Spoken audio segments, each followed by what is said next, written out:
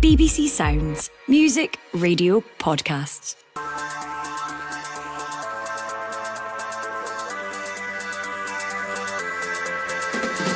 Hello, I'm Phil Goodlad and this is the Scottish Football Podcast. All the news, all the views, all the analysis you need on Friday the 14th of February. It's Valentine's Day. Man, do we have a feast of footballing love for you this weekend.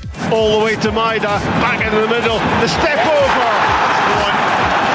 And Rio Hatate fires in Celtic's second goal, and there is a huge sigh of relief inside Celtic Park because Dundee United have been looking distinctly dangerous. It's back to domestic duties against Dundee United for Celtic after that spirited performance last time out against Bayern Munich. Of course, results like this, I'm frustrated about that. Everybody's frustrated about that. But the only way for this club to get consistency for the future and to build something is to keep consistency. How will Rangers react on Sunday after that result last weekend? Plus, goal! What a moment for Scott Arfield. He's back at Falkirk. He's scored a hat-trick in his return. The Never Dull Championship positively spoiling us with a top-of-the-table clash. The Scottish Football Podcast. Delighted to have your company with us today. Delighted that you can pause your love for Valentine's Day to give us 20 minutes of love in the company of Rory Loy, the former all-conquering striker of Rangers and Dundee and many other clubs besides, and Steve McGinn, the silky midfield maestro for St Mirren, Hibs and Falkirk. Gentlemen, if that isn't the best way to start your Valentine's Day, I don't know what is. Good day to you. I was waiting in your Valentine's intro there, Phil. I was gave it the big build-up. Yeah, it was slightly disappointing. I had much more risky things to say, but the producer just took his pen and just scripted it all as many out. things, Phil, but all conquering isn't one of them. Listen, let's get straight to it. We always speak about times of the year being strange for footballers, especially Christmas. Was Valentine's Day a bizarre day to be plying your trade? No, I don't think so. I do remember one Valentine's Day, actually. I was on loan at Dunfermline, first experience in first team football on a regular basis. We got a penalty in the 91st minute. I took it and missed and scored the rebound. So I think I'd been walking up the road. If Jimmy McIntyre I hadn't put the rebound in because it was a pretty big game. So, aye.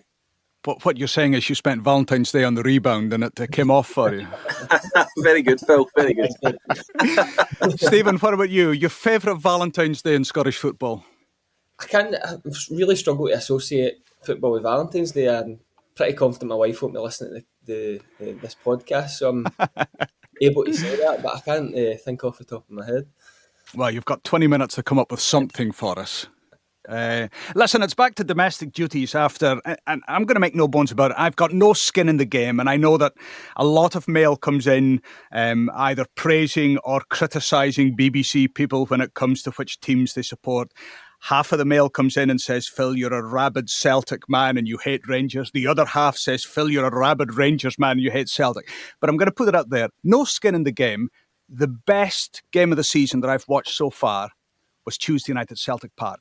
And not because of any other thing, bar I just thought we were watching a team that is in the upper echelons of European football. I could have sat and watched Bayern Munich all night. I found it mesmerising, that level of just elite European possession and probing and movement. And well done to Celtic. And I know that we've been through this since Tuesday night. I just wonder how Celtic continue this trend for them of coming back down to earth from European football and getting straight into domestic matters when they take on Dundee United this weekend, Rory.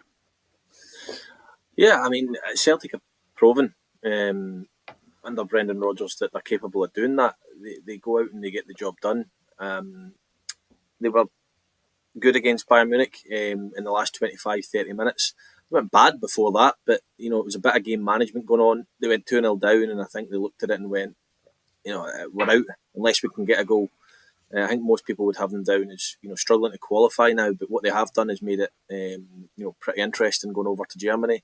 I also think the game against Leipzig, I think Celtic showed the upper echelons of European quality themselves that night. I thought they were superb. So it's important for me that we recognise just how good Celtic have been at times this season. But I don't see them having any issue going back to domestic duty, because time and time again they go to the well and they manage to get it done. And I don't think the fact they're playing on Tuesday will affect the players either. They don't have that sort of mentality. So I fully expect Celtic to go and get a win at the weekend. Yeah, Stephen, gone seemed to be the days when we questioned whether Celtic or teams could adapt to that European, then back to domestic, then back into Europe again, because Celtic have done it throughout. They played obviously on Wednesday night and not Tuesday, as I was referring to, because they're playing this Tuesday as well. Would Dundee United look at tomorrow's match and think, well, because it's in between the middle of the Bayern ties, that they would have a chance more than, say, in previous meetings this season? Yeah, absolutely. I mean, they're a side that's taking points off of Celtic this season. Obviously, we draw up at Tannadice. I think that'll be the blueprint, regardless of who Celtic have played, who they're going to play. They defended really deep up at Tannadice. They made a lot of changes for the last game at Celtic Park in the same blueprint. They didn't play players like Dalby, Stevenson that night, and it took a late Rio Hatate goal to make it 2-0. So Dundee United will have confidence from the two previous games that they can make life hard for Celtic. They'll be really stuffy. They'll as good as Celtic team are, they're hoping they make 4 or 5 changes and maybe lose that rhythm that they can have. Maybe takes them a bit longer to go. Probably look to try and counter-attack better. I think that's the one thing Dundee United haven't done in the 2 previous games. But yeah, absolutely. If you have to pick Jim Goodwin when to play Celtic, right bang in the middle of the Bayern doubleheader. Yeah. Dundee United, of course, going to Parkhead to try and protect their third place in the table. I would say that Aberdeen are snapping at their heels in third place, but Aberdeen have been floundering in quicksand since... I know we've been speaking about this winless run of theirs, but it's actually early November. And I don't know what sounds worse, 14 league games without a win for Aberdeen, or that they haven't won in the league since early November. Rory, can all that change tomorrow against Dundee? Yeah, I mean, what's incredible, talking going back to November there on the poor run they've been on, what's incredible is they're still fourth. I think that shows... What does that say? Sorry, but what does that say about our league as opposed to what it says about Aberdeen? I don't think it says anything about our league. If you win the first 10 games of the season and get a draw in your 11th, I know that wasn't the exact order, but you're going to have a huge margin of, you're going to have a huge advantage. So it does take a bit of catching. I don't think that speaks to the rest of the league. Hibs and Hearts had a particularly poor start to the season. They've started to gather momentum, but I think if you're sitting on 31 points after 11 games, then it's a big ask for other teams to close that gap immediately. So I don't think it's necessarily a slight on the rest of the league, but I do think tomorrow is, we've been saying, we say this often about many games, but I do think that tomorrow's Dundee Aberdeen game has huge importance. It's probably Kilmarnock St Johnstone, which we'll go on to, has big importance as well, but I just think the run Dundee are on as well, had a bit of a dip at the wrong time. They could find themselves 11th by the end of play tomorrow. Aberdeen, if things don't go well tomorrow and results go against them, they'll probably still be sitting 4th, 5th, but it leaves the door wide open in the next set of fixtures that they could drop into the top 6, and that gap can close very quickly on 11th place because it's so tight.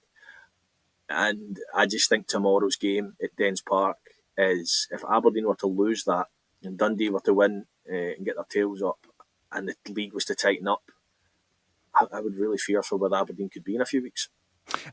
I know that Rangers Hearts on Sunday on paper is probably the game of the weekend, rivalling Celtic Dundee United. But as far as the importance is concerned, are you putting Aberdeen Dundee tomorrow right up there? Yeah, I think the repercussions of Rangers losing on Sunday, as much as many fans and things, and people have opinions that Philippe Clement should leave his job, I don't think, regardless of the result, Philippe Clement will leave the job. Hearts have done enough now to suggest that they're not going to be anywhere near relegation, and I think even regardless if they were to lose on Sunday, they would still have a shot at getting the top 6 quite comfortably. So, but just to go back to the Aberdeen Dundee, because of the Dundee run that they're on just now, and they're being battered a couple of times 6-0, and of course this much maligned Aberdeen run, to you, does something have to give this weekend between the two? Aye, but the point I was getting onto there is that I think Dundee Aberdeen's bigger than Hearts Rangers in terms of maybe not people watching as a spectacle. Tynecastle's a great stadium. Hearts Rangers is traditionally a good fixture, but I think Dundee Aberdeen, I think it's it could be a bit of a watershed moment in terms of Jimmy Tilleen's career at Aberdeen. If they were to go to Dundee and lose, just think it leaves them in a very, very precarious position. You think it's that serious for them? I genuinely think if they were to lose at Dundee tomorrow, it only takes a certain set of results in the next game for them to be teetering on the edge of bottom six and really looking over their shoulders at 11th. Yeah. Stephen? I just think Rory's making a good point. I mean, when you're asked to, you're preparing for any weekend, wherever you're working, you're looking at the fixtures. I would say Aberdeen more than actual Dundee versus Aberdeen. Aberdeen, it's fascinating, really. I mean, nobody really can put their finger on it. I've played against some really good Aberdeens. I've played some not so good Aberdeen teams. I can't really ever remember them going this long winless in the league. You start in November, last time they won a league game. I mean, I've played, as I say, you play against Aberdeen. Sometimes they're not as good a team. They're not having a good season. You're thinking you could beat them. It's still a really hard game. Still always get one of the biggest budgets in the league. They've still got some individual quality. It just feels such a long time to go without winning a football match at that level of football. And you're saying about breaking the win. Elgin, obviously it wasn't convincing, but coming off the back of Elgin and winning a game of football, they didn't score a game in the next two league games. Against Dunfermline, it was a 3-0 victory. Wasn't entirely convincing, scored goals at the right time. I think it was great that the two strikers get a goal each. It's the story. You're honing in on how Jimmy Tilleen turns this round, and can they even give, even if they draw the game, can they give indications, this positive shoots of coming back to the form from earlier in the season? Motherwell against Ross County. Just a word, Rory, on the situation in the manager's office, which is empty at Motherwell. As a player, you will have had times playing for a team that the manager has been under pressure, or the manager has left, or there's been speculation regarding who's coming in. How off-putting is it for Motherwell players right now to not only be playing without a permanent manager, but to be constantly being stopped in the street to say, oh, I hear Timuri Ketspaya could be coming, or I hear somebody else being linked with the job? I think it depends on the set of circumstances, really. I've been at clubs before where managers have left under different reasons. I do think at Motherwell, getting the feeling, Stephen will maybe answer that better than I will, but with Paul being there, but I get the impression that the manager was pretty well liked, Stuart Kettlewell, at the club. I think Stevie Frail, is a popular figure within Scottish football. Anyone I ever spoke to, speaks well of him. So I think the fact that he's come in and he's an interim charge, the working pattern will be relatively similar. As I said, he's well liked. The manager hasn't left under bad circumstances with the players or a run of really poor results. Yes, performances have dipped and fans have been on their back. But I think that transition there, it's not one you're looking at going, this needs fixed straight away. I think it's more important that they're quite happy with Stevie Frail in charge and they need to get the next managerial appointment correct. I think that's more important than rushing into things. You do need to do that at times if circumstances aren't great, but I think Motherwell, with Stevie Frail in charge, have got somebody that's more than capable of seeing them through a few games. Stephen, a word with Ross County. I mean, they're now just 5 points in front of St Johnstone. I say just now because St Johnstone strung, of course, a couple of wins in the league. Important that they start to pick up points because that gap becomes ever smaller if you're always looking over your shoulder. Yeah, but I think they're used to that. I think it's something that they'll be well prepared for. I said a month or two back when Ross County had won 3 games in a row, Don Cowie's so calm all the time after the game. Sometimes you can't tell if he's won or lost in terms of his manner and his positivity. And I think when you have team meetings up at Ross County, even probably dressing room chat, it's something they'll be. I mean, obviously at the aim at the start of the seasons, the dream is can we get top 6, but you'd be aware as a Ross County player, manager, coach that there's going to be times like this in the season where teams below you, teams above you are winning and things can look a bit sticky, but I think they've got experience of dealing with that, pulling out big wins. And I think, Motherwell, for me, if I was going down there as a Ross County player, I would be targeting the fact they've not got a manager. I would be targeting the fact they've got a big squad and they'll come out early. Lennon Miller potentially back. They might start early. They might start with a bit of enthusiasm. But if we can make this game how we want it, if we can make it sticky, if we can get it down to the second half, then I think it's a winnable game for them.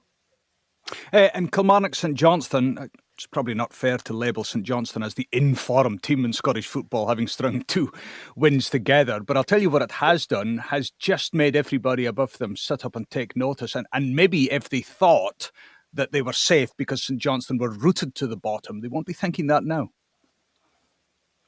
No, I mean, I think it's 3 wins in a row for St Johnstone, no? 2 in the league and 1 in the cup. Yeah, so they've got a good bit of momentum going into that one. 2 in the cup, 4. I think Derek McGinn is home. 4. I'm sorry, Stephen. Thank goodness you're here. Yes, of course. 4. Is it 4? Yeah. Oh, wow. There you go. 4 wins in a row for St Johnstone is quite incredible. So I don't think they're doing them any other team any sort of disservice to say they're one of the form teams in the league. But I do think it's a big ask going to Rugby Park. Kilmarnock can go 10 points clear of bottom of the league St Johnstone if they were to win. But Simo Valakari's team seem to have the bit between their teeth. He seems to have struck that balance between all out attack and a bit more being a bit more pragmatic, and it seems to have worked for them. So I think he'll maintain that. I think he's looked, he's understood, he's probably listened to the noise in the background saying, look, we can't continue this way or it's going to be inevitable, we're going to get relegated. So I think it'll be a big game, but I do think Kilmarnock will nick by the odd goal. Let's cast our eye onto Sunday. There's only one place that we can start, and that's at Tynecastle, where Rangers go to Hearts. Rory, a bizarre thing happened on Monday morning when I went to the school gates with my daughter. Half the people seemed to be smiling and chuckling and almost in constant titillation. The other half of the people standing around the gates looked absolutely miserable. And of course, it was all to do with Queen's Park. As a former Rangers player, just how big a moment was that to lose to Queen's Park? And I'm not talking about Philippe Clement's future, but for the fan base, how big an embarrassment was that? It's unprecedented, isn't it? It's never happened before. Rangers have never lost to lower league opposition in the Scottish Cup at Ibrox. So it's difficult to strike that balance between saying how bad a result it was for Rangers, but trying not to be too disrespectful to Queen's Park, who thoroughly deserved the win. But if we are looking at it in the cold light of day, I know you mentioned Philippe Clement there and not his job and things, but it's inevitable. You have to touch on that. I mean, I think it's a sign of where Rangers have ended up through really poor management behind the scenes over a long period of time. Getting things wrong financially again, in my opinion, when they had the opportunity to try and fix it, when they put down the divisions. I think it speaks to where Rangers are at as a club. No manager in Rangers history would ever have survived that result. They would have been gone by the Monday morning. And I know that's quite a strong thing to say, but it's just my opinion. I don't think anyone else in the history would have survived that result. And it just speaks to where Rangers are at. Poor mismanagement in the club means that financially they can't afford to let them go. And it's a result which will live forever in the memory of the Rangers fans, because you still talk about Berwick, Dumbarton, these types of fixtures. So these are decades and decades ago, and this one supersedes it because it was at Ibrox. And I think it's a sign of the rise and fall of Rangers, that they're not in a position where they're able to relieve him of his duties. Because, as I said, I'll say it again, I don't think any other manager in the history of the club would have survived that. Stephen, Hearts take on Rangers, but the backdrop for the Ibrox main then with the Queen's Park result, but also the fact that they've won 4 from the last 5, even without a deflated Rangers team likely to face them at the weekend, they'll fancy their chances. Yeah, absolutely. I mean, Hearts, I was there on Monday night for Hearts. I thought that St Mirren were the better team for the best part of the 90 minutes. But cup ties are about getting through. They found a way to take it to extra time, and then I thought they were a better team in extra time. I thought the subs were really bright when they came on, and obviously Craig Gordon saves 2 penalties. all of a sudden you're in the quarter-final, and from looking like the cup run might be over, all of a sudden you find yourself at home to a team you've just beat 6-0 in the quarter-final. And your big rivals who are already sitting pretty in the quarters have to go to Celtic Park. So life in football moves fast, and I think they'll take a lot of confidence out of getting out of that tie at Paisley, a really difficult night. I think Cabangu looks like a real player, real threat. I think he will be the key to the game on Sunday for Hearts. I think the battle against the Rangers centre halves, I don't think they've been comfortable at times, especially proper against guys like Vassell and Watkins at Kilmarnock early in the season. And I think if they can get Cabangu in the game really early on and up against proper, I think they can win the game. The weekend fixtures in the men's Premiership rounded off on Sunday at 2:00 in Paisley. Hibs travelling to take on St Mirren. I look at the table, Stephen. I mean, your side can jump into the top 6 and go level with Hibs. And we've been speaking so much about Hibs' brilliant run and David Gray turning things around. That would be quite a statement if St Mirren could get into the top 6, given that the last few weeks hasn't been great for Saints. Yeah, but as you say, it's a big game. It's two clubs with their eye on European football and into that top 6, and you'd say it's a 6 point. I think St Mirren have beaten Hibs home and away, but I think this is a different version of Hibs. You're looking at how St Mirren players react to what they gave on Monday night, because they gave everything. You look at Killian Phillips, who is one of the fittest players we have in the league, and he's cramping, he's walking off cramping on Monday night. So you're looking at how the St Mirren players react to the disappointment of Monday night and what they gave.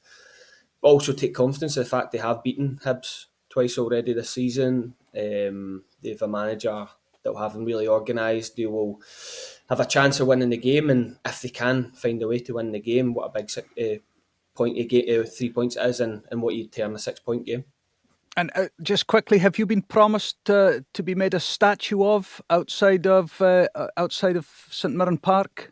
Stephen Robinson said that he'll make statues of his staff if you get into the top 6 for a third season in a row. No, I think he was meaning his first team staff, the ones that. Well, but you're on the payroll. You deserve a bust outside the stadium. I don't take any credit for. I don't take any negativity when they lose, so I'm not taking any credit when they win. Rory, finally, let's dip into the Championship and we'll get Stephen's take in just a moment. Top of the table, Falkirk, Ayr Utd, 2 points separating them. This is exactly what we are after from the Championship. A league that seems to deliver week on week. Falkirk, Ayr. Yeah, I mean, touching on there, me putting forward an argument for Dundee Aberdeen being game of the day. I don't think anyone could argue if somebody put forward the notion that this was game of the day. I think it'll be an absolute cracker, not only because of the situation the two teams find themselves in, both slogging it out for promotion, but both really good to watch. Stephen and I was down at Somerset not too long ago. I've seen Ayr a couple of times this season. They are really, really good to watch. I'll never live down the fact that I thought Broxburn might cause an upset in the cup and Ayr won 8-0, but I was kind of pushed into that prediction. Rory, can I say that I was driving that day up to Aberdeen and you were being bullied on Sports Sound, and I nearly phoned in to defend you, but of course I was driving, so I couldn't. But yes, I'm right. Of course you didn't. Yeah. You were pressed into it. Yeah, but no, look, it's going to be a spectacle, and may the best team win, because, as I said, I think they're both very easy on the eye. John McGinn's a fantastic manager, plays really, really good football, has done for years. Underrated manager, in my opinion. I think only in the last 18 months has he got the recognition that he really deserves. And in terms of Scott Brown, of course, he doesn't have the back catalogue of experience that John McGinn has, but he's quickly earning a reputation of being able to play good football. And as I said, I don't think this will decide the league or anything like that, but I think the team that will feel they can benefit most from this fixture is probably Livingston if they can go and get a win. Stephen, I won't waste 20 seconds of airtime to ask a former Falkirk man who he thinks will win this weekend. I'm just wondering, though, where would you far rather have a statue of yourself, outside St Mirren or outside Falkirk if they get promoted?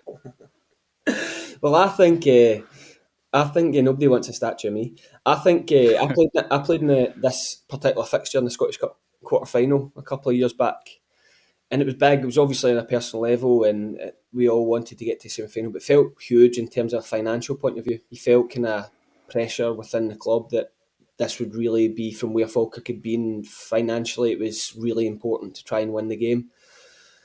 In the football terms, this feels probably on a par with it, with the game at Somerset potentially being even bigger than both of these fixtures. Falkirk from the depths of where they never ever expected to be as a football club, hell they've been in for the last few years. And Ayr, as big a football fan, I can't remember them being in the Premier League. Nothing I remember of Ayr being in the Premier League since I started watching football. So you sense that this game is big. Livingston aren't going to go away, but it's such an exciting league. 13 huge games. And sometimes you have a title race between two teams. It really does feel like these three teams are going to the wire. Yeah. Listen, there's not much love coming from my producer. He's screaming in my ear that we are running out of time, so we're going to have to leave it. Rory Loy, Stephen McGinn, thank you very much for sharing part of your Valentine's Day with us, talking about Scottish football. Listen, the weekend actually starts tonight. Big game on the BBC Scotland channel. Glasgow City against Celtic. They're tied at the top of the women's top flight together. Who will take what from tonight? You can catch that from 7:15 on the BBC Scotland channel. Remember too, Sports Sound with you all weekend, bringing you up to date with everything that happens both Saturday and Sunday, both in the Premiership and down the divisions. Kenny McIntyre and the Sports Sound team, a must listen to you for the weekend ahead. And remember, the Scottish Football Daily podcast, bright and early every weekday for you. The clue is in the title. If you don't want to push notifications on, just click on play on BBC Sounds. It's as simple as that. For now though, I'm Phil Goodlad. Enjoy our beautiful game. Enjoy Valentine's Day too. Spread a little love in the world of Scottish football for us today. We'll speak again soon. On BBC Sounds. From life aboard a Russian submarine to chairman of Hearts Football Club. At this stage, he was the hero. But as his controversial decisions escalated, they said, we're going to sack George. And I'm going, you can't do this. How did Vladimir Romanov go from Hearts saviour to a wanted man? They caused a whole load of chaos and havoc. Romanov, Tsar of Hearts. Listen now on BBC Sounds.